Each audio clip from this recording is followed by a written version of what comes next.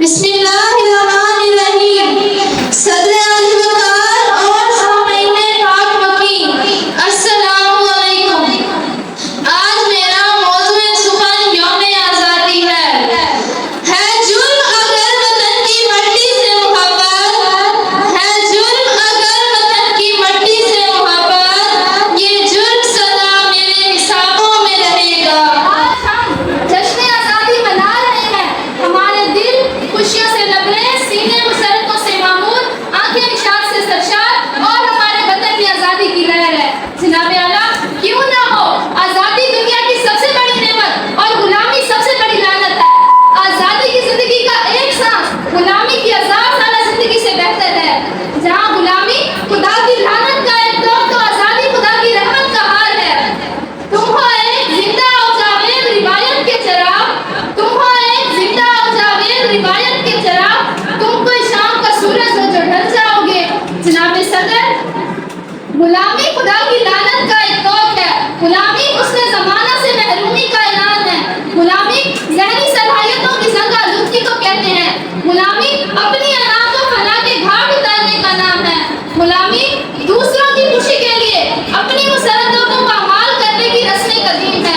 جناب صدر، یقیناً آزادی گلبن میں شاہین کی ادائیں پیدا کرتی ہے، اس کی صلاحیتوں کو جلا بخشتی ہے. آزادی صبح نور کی تجلیاں عالم میں بکھیرتی ہے. خدا کرے کہ میری عرض پاک پہ اترے، خدا کرے کہ میری عرض پاک پہ اترے وہ فضل گل جسے اندیشہ زوال نہ ہو، جسے اندیشہ زوال نہ ہو. جناب صدر، آپ کو معلوم ہے آزادی کے عروس دلربا ہمارے حوالے اصل میں کس طرح آئے، کن کن مشکلات کے پہاڑ عبور کرنے پڑے. ہندوستان کے مسلمانوں کی ہڈیاں اینٹوں کی جگہ اور خون پانی کی جگہ استعمال ہوا ہے. اتنی گران قدر تخلیق کا اندازہ صرف وہی لوگ لگا سکتے ہیں جنہوں نے اس وقت اپنا تن من دھن وطن پہ قربان کیا ہو. اس قربانی کی وجہ سے کئی مسلمانوں نے جام شہادت نوش کیا. شہیدوں کے لہو سے جو زمین سیراب ہوتی ہے، شہیدوں کے لہو سے جو زمین سیراب ہوتی ہے، بڑی زرخیز ہوتی ہے، بڑی شاداب ہوتی ہے.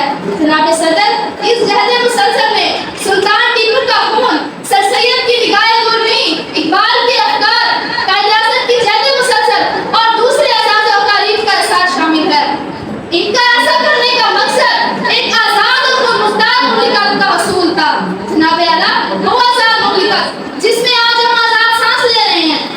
14 اگست 1947 وہ مبارک دن تھا جس دن مسلمانوں کو یہ آزادی نصیب ہوئی. جناب صدر،